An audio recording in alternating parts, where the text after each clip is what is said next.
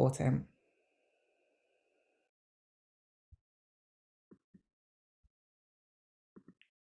Okay, if I can actually get through the slides, one moment. There we go. So who are we? We are Elevated Minds CIC, a social enterprise that works with young people at risk of exclusion, as well as young people and the gifted and talented register. We're a small organization, but the size of us doesn't equal anything because we do some very, very powerful and impactful work. We've won numerous different awards. We've worked with some huge organizations, and we have amazing young people that have gone through our programs. And the reason why we're doing these webinars is because there is so much work and so many tools that we use that we feel that there are people in our audiences that would benefit from everything that we do, as well as being able to connect with us as well. So in terms of this webinar, everything that you see is copyrighted. And I am going to say this because everything that we've done, all of our tools, everything that we use has gone through a copywriting process. So please do not reuse any of our materials without any kind of written permission from us at Elevated Minds. So before I get started, I want to give you a little bit of a background into who I am. So my name is Akila Brown. I've got a master's in coaching from the University of Warwick, but I'm also the co-founder of Elevated Minds, as well as director of coaching, learning and development. Over the years, I've had over 13 years worth of coaching experience working with a ton of different type of clients, ranging from corporate organizations, banking institutions, to entrepreneurs as well. Alongside of that, I've got over 20 years of working with young people. And that's experience of working within the education sector, schools, colleges, and universities, as well as the youth offending team and social care as well.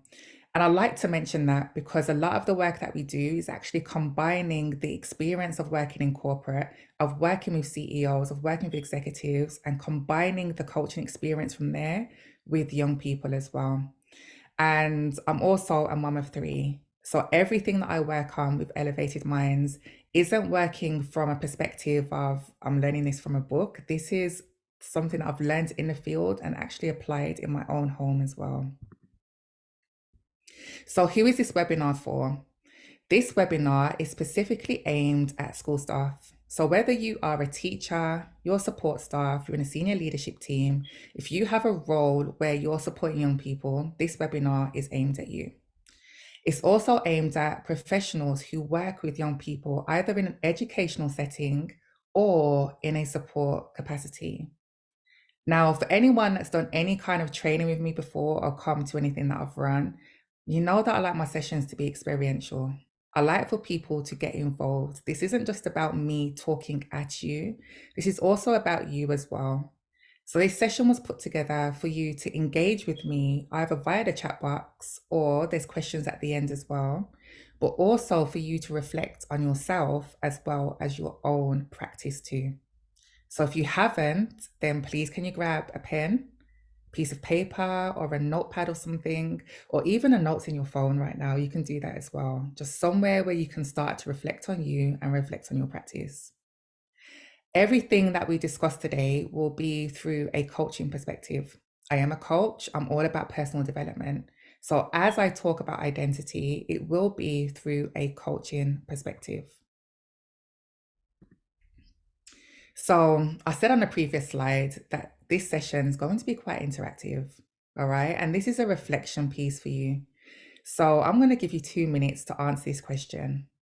When you hear the word identity, what is it that comes to mind? And I don't want you to overthink this, and get into a deep philosophical discussion about this. This is more like word association.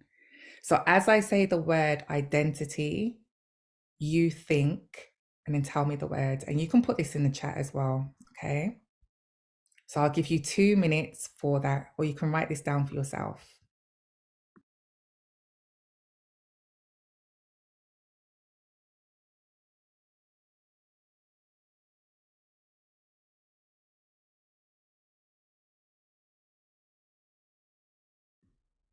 Okay, feel free to share it into the chat box. All right, and they're coming through. So, all right, well, thank you, everyone. So, who am I? Identity equals culture. Where did I come from? Place, profession, family, relationships, space. It means me. What do people see? Me, religion, a sense of self, who I am and what I believe in and hold most important to me. Who, what do you consider you are? Who am I? What are my values? Oh, I'm loving these, guys. Right, thank you, thank you. So there were tons of different types of words that came up for people with regards to identity and what was coming to mind. There were a lot of questions about who am I, um, things about their physicality, who do I represent, but also bits about values as well. Now, I do a lot of work on identity.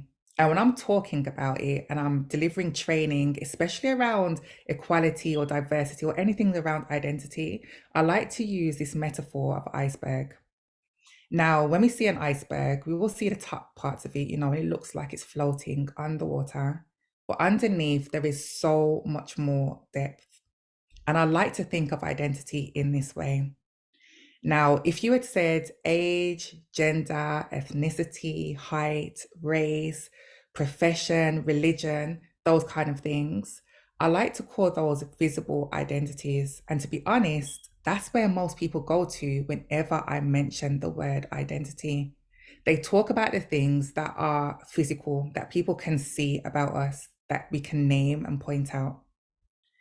However, there's also something called invisible identities, and these are the things that tend to be under the surface a little bit more. And some of you already mentioned these, some of them.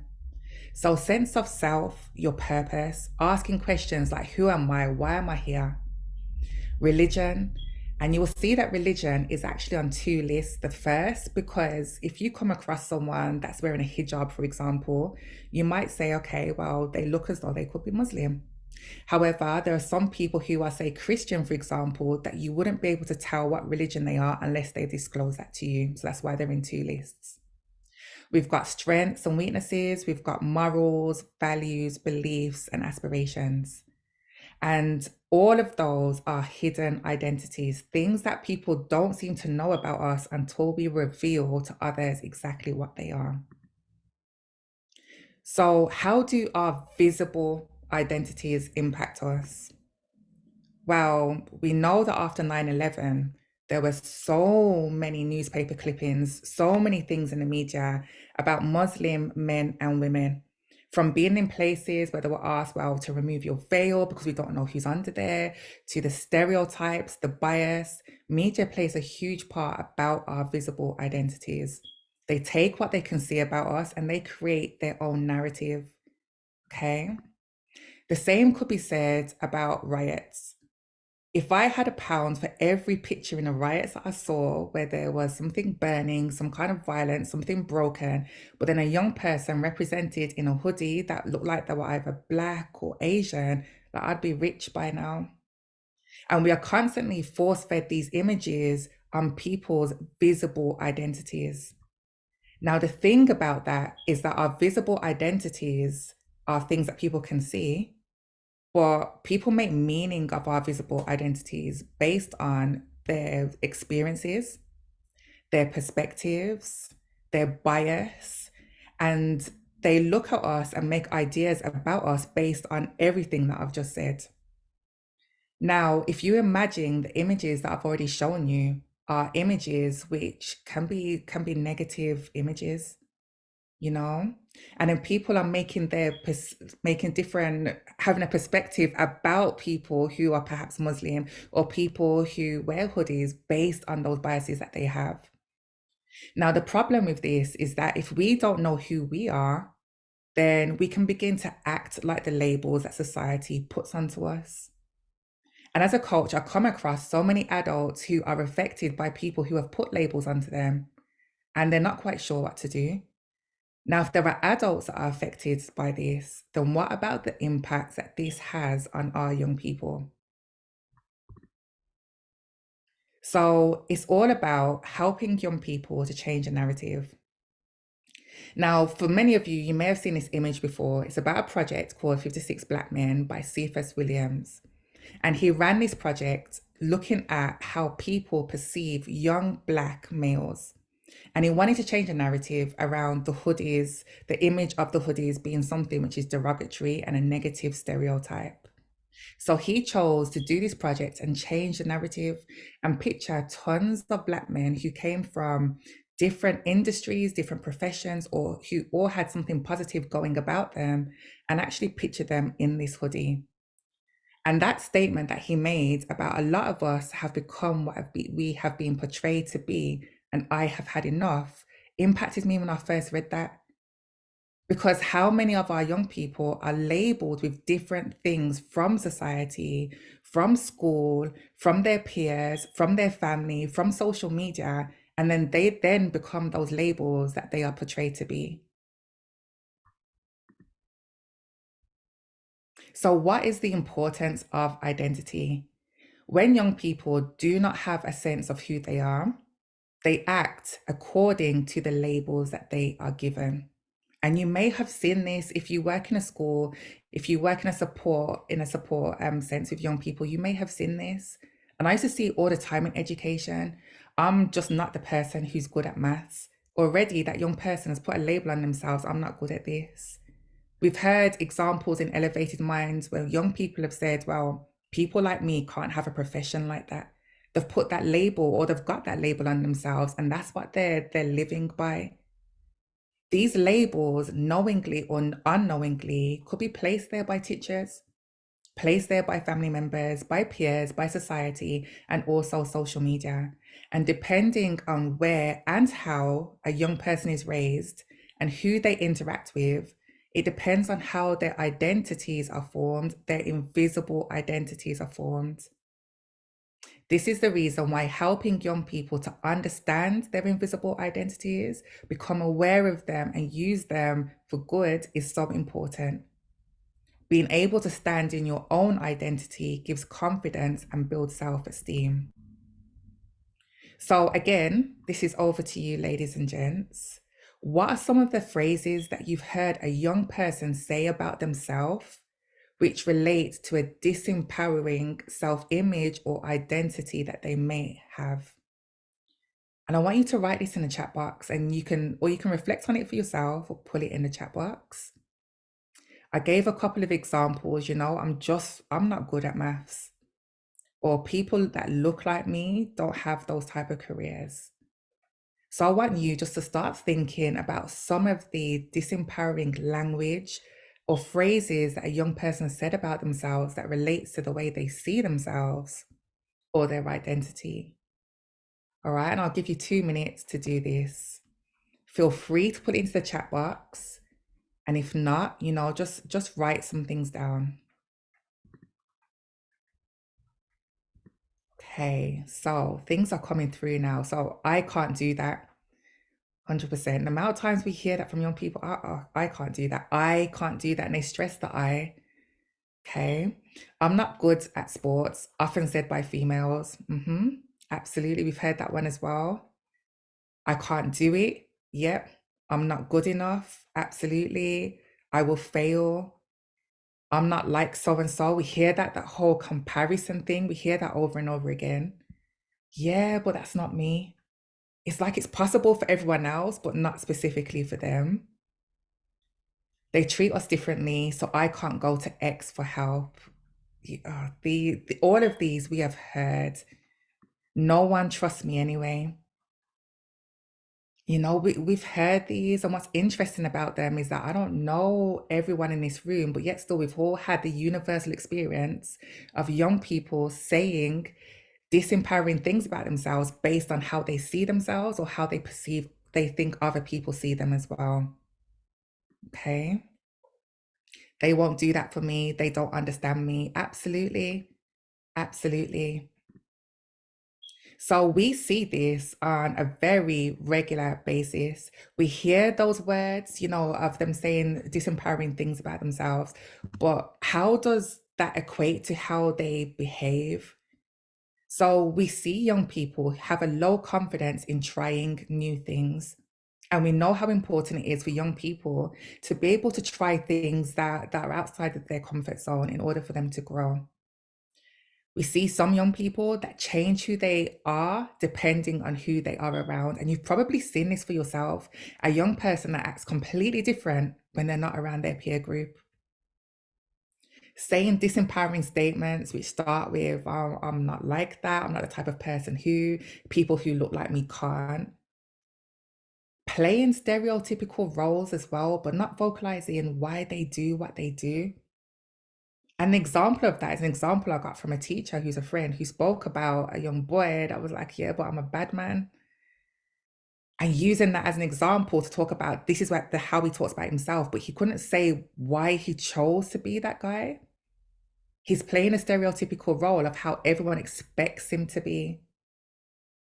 And another indicator of a low sense of self is having an external locus of control. And what that means is that you believe that your life is controlled by everyone else outside of you, and you don't believe that you can control anything from within. So, for a lot of the young people that we work with, personal identity directly correlates with their growth. And for so many young people that we come across, we identify that if they don't understand their family lineage and work out how that is part of their identity, it actually stops them from growing. And it reminds me of that phrase, without understanding where you come from, how will you know where you are going? There is so much to be said about our family lineage and our family history. And for so many people, they're taught all of the disempowering things about their family lineage. But the same way that trauma can be passed down, so can strength, so can excellence, so can progression, so can creativity. There's so much. But for a lot of young people, they don't understand where they've come from. Now, some of you have mentioned culture in the chat as a way of looking at your identity, but how often do we discuss culture with regards to a student's past or a young person's past? How often do we discuss the strengths that came from our heritage, from our lineage, and how we could use it now? There's also something called identity versus role confusion. And for anyone that knows about the development of young people in psychology, you will know that this is a stage where young people develop a strong sense of identity. And now, what happens with identity versus role confusion is that a young person will start to try on different roles. And that is part of them working out who they are.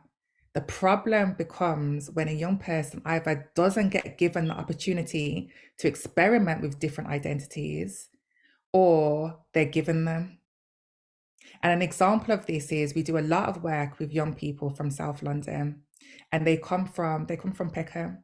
And we know that parts of Peckham is a socio-economical deprived area. However, if young people were not given the option to experience different things outside of that area, how open would their mind be to what their aspirations could be? This is why it's so important to help young people to try on different identities in terms of who they could be and to raise their aspirations rather than keeping them stuck with the labels that society tries to give to them. Without allowing a young person to experience their identity and what's possible for them, this often results in them being unsure of where they fit in. So, for those of you who work with young people, how many options are they given to experience something different to the norm?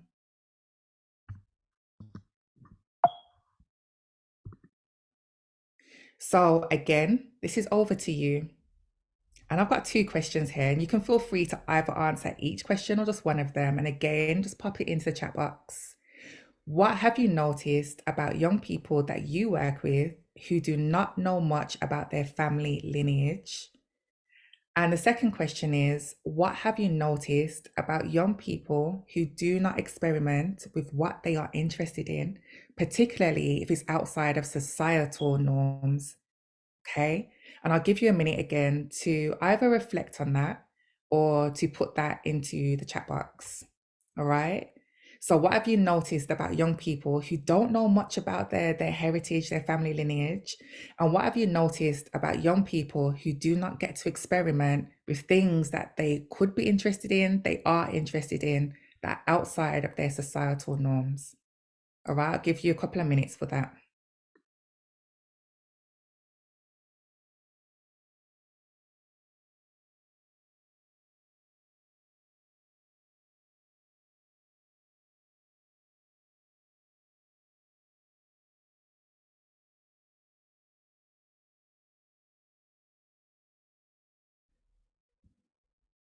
Okay, so we've had one response come through so far. This is in response to the first question.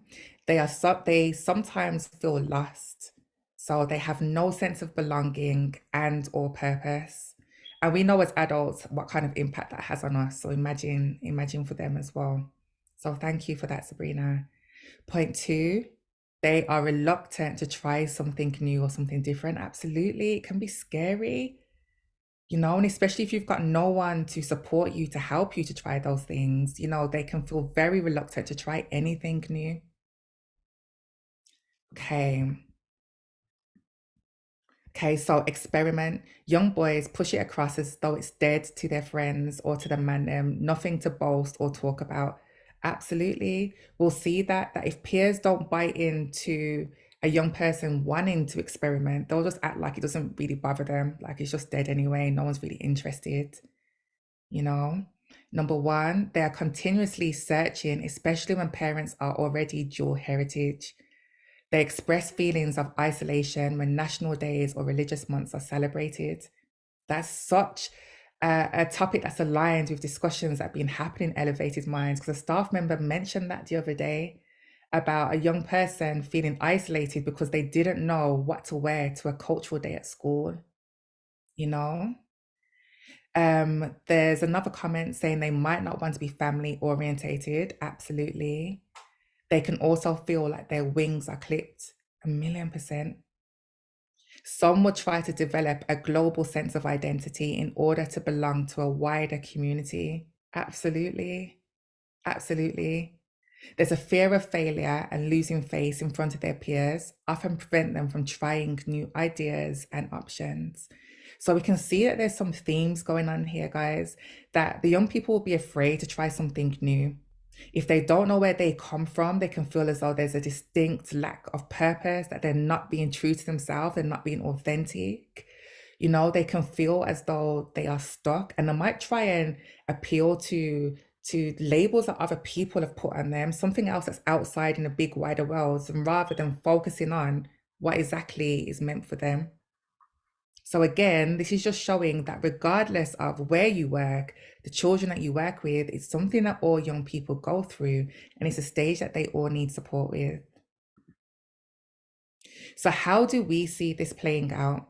And you've mentioned some of it as well. So they're unwilling to make decisions. If a young person doesn't feel secure in who they are, you can see this in their unwillingness to make decisions about their life, about things that seem quite simple to them. If they're not confident, they won't do it. They may appear to be unable to try new things, so they follow the narrative they are given, that they follow the labels that they are given. It can turn out as looking like low self-esteem, unwilling to take small risks. So they might not put their hand up in class or try new things, new behaviors, but they also will appear to be having a fixed mindset. If you've ever heard the phrase, it is what it is, I am just the way that I am, well, there's nothing I can do about it. That's signs of a fixed mindset. And then what happens is that the cycle continues, and everything just continues round and round and round until they work on a thing that actually helps them to change. So, what is it that we need to change? For a lot of change providers that we've come across, and I've personally experienced myself, we tend to look at the behavior of a young person, make changes from this level. In order for deep, sustained change to happen with young people, we need to be able to create identity shifts on an identity level. We need to start looking at the way that young people see themselves and enable them to strengthen that relationship that they have with themselves. So how is it that Elevating Minds help? So we run a coaching program called the Identity Project, which is up to 13 weeks, and we facilitate group sessions. And as part of the program, all young people have access to a one-to-one session with a qualified and experienced coach. Now, as you heard me go through this presentation, you heard all of the reasons why young people need to have that shift in the identity level. Giving them information is okay, but we know that information it is power, but the more power comes from applied information. So being able to take what you're learning and applying it to your own life. And that's what happens within the Identity Project. And we don't just focus on one area of a young person's life, we focus on 8 different areas. So far, we've run this project in 8 different schools and we've worked with 120 students.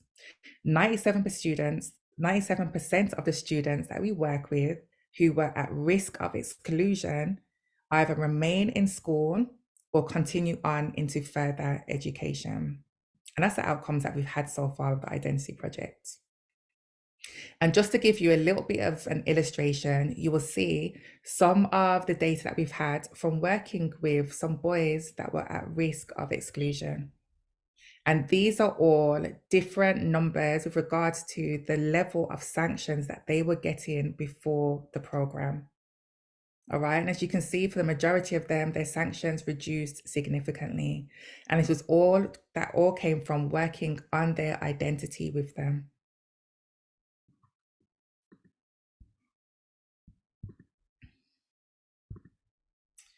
So how has the level 2 accredited identity project helped? It's helped to improve attendance at school for so many young people. It's helped to improve their confidence and their self-esteem. As you saw from the previous slide, there's been a huge amount in reduced sanctions, and that was just one school. We have evidence of more than one school. We have reduced exclusion rates as well. And one of the parts of this program, which I absolutely love, is the reintegration back into class, because not only is the young person who was excluded from class affected by this, not only is the school as a whole affected by this, but also their peers, as it shows them that anybody can change. And there's also been an improved standard of coursework and attitude from the young people towards their coursework as well. Now, for all of you that works in schools and works with young people, my colleagues will be putting a link into the chat box in a moment where you can have the option to register for some information about the Identity Project.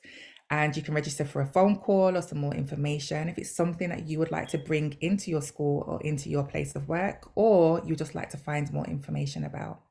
So as they put the link in there, please feel free to click on the link and fill in your details. It's a really short form, but you can fill in your details there. Now, that's about Elevating Minds. And before we finish this today, I wanted to talk to you about how to create change. Now, the first step to creating change with any young person on identity level is awareness. And it sounds simple, but awareness is key. It is always the first step. Without awareness, it's difficult to create sustained change. And so I'm going to share a tool with you that we use when helping the young people to create awareness around their lives. And this is all about their values. Now, please feel free to write some notes about this and take some notes down for yourself, as this is a tool that can help young people to raise awareness. However, if we're going to create change in these young people, then I believe in being the change that you want to see. And so does Elevated Minds. So if you'd like to do this self-reflection piece, then that would also be amazing as well. All right. So this is a 6-step process. So when you are thinking about creating awareness, one of the tools that you can use is actually to find out what your values are. Values are what we live our life in accordance with and accordance to and in alignment with. Okay. So the first step is writing down things in life that you value. So that might be friendship, that might be money, that might be freedom, it might be travel, health, writing down everything in your life that you value. Step 2 of this tool is consider the people that you most admire and why. There's so many people that I admire. There's people within my team that I admire for their loyalty, their hard work, their dedication, but also my wider network as well. I've got so many fabulous people, and it's writing down about them what it is that you admire and why. And this is purely because generally what we respect in others, it reminds us of ourselves. Step 3, Think about your experiences and why they are essential. And what do these experiences reveal about your values? And this is a real important step because as we're going through things, it can feel difficult sometimes, but it's almost like an insight into things that we value about life. Have you been through something that's unjust? Have you been through something which you felt, unjust, it wasn't fair? Write those things down. Step 4, categorize these values into related groups. So you might have a group about freedom. You might have a group about security. You might have a group around fairness. You might have a group about support. Write those into different groups and then identify the central theme. Now, for me, my central theme is all about freedom, it's all about security, and it's all about creativity. And that's what I tend to help people on the most. And then 6, choose your top core values. And as you're going through this, once you go through this and you gain this little bit of self-awareness, I guarantee you it will impact your lives, and not just yours, but also the young people that you work with as well. So we have come to the end of this presentation, and I just want to thank all of you for your input today, for all of your feedback, for your contribution, for your energy. This is an important topic to us, and we feel that helping young people to create these shifts would have enormous effects, not just now, but into the future and into adulthood as well, which would then have an effect on society as a whole. So I thank you for giving up your time today and for joining us for this webinar. And before I go, does anyone have any questions or anything they want to say? Feel free to, I'll stop the video now. Feel free to, not stop the video, sorry, stop sharing. Feel free to put it into the chat box or to put your hand up and then I'll come to you. So, okay. You're more than welcome. I'm glad that you've enjoyed the webinar today. I'll read out this one from Kate. I really enjoyed this. Thank you. It made me realize how much I don't know about supporting young people and why organizations like yours are so important. Thank you. You're more than welcome, Kate. You're welcome. Thank you. Thank you, Candice. I'm glad that you got so much value from it. Okay, Kate Ives from Countryside Partnerships. Thank you very much for joining us. And thank you, Alex and Bianca as well. Thank you. Thank you. If you haven't done already, please make sure you click on the jot form to leave all of your details, and we will be in touch soon. If, however, you'd like to email me, then you could also do that too. And my email address, I'm going to put it in here, is akila@elevatingmindscoaching.com. Okay. All right. You're more than welcome, Sabrina. You're more than welcome. Okay, so guys, if we don't have any questions, no, then that is it from me for today. So thank you very much for joining me. And we will be back at the end of the month with another webinar, and I look forward to seeing you all then. All right. Have an amazing rest of the day and rest of the week, and I'll see you soon. Thank you. Thank you. Thank you, everyone. You're more than welcome, Dixie.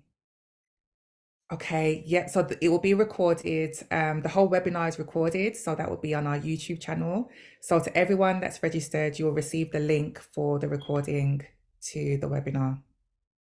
Okay. So thank you.